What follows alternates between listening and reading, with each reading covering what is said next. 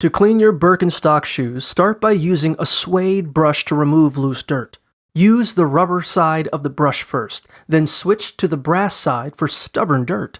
For stains, use a suede eraser or suede cleaner mixed with warm water. Clean the straps or uppers with a cloth or soft bristled brush and rinse off the excess cleaner with a damp cloth or sponge.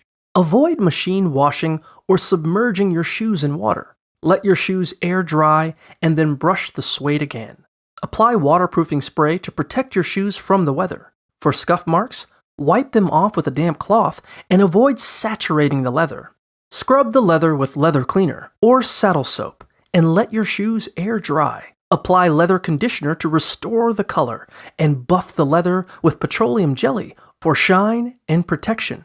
Air dry your shoes before wearing them again.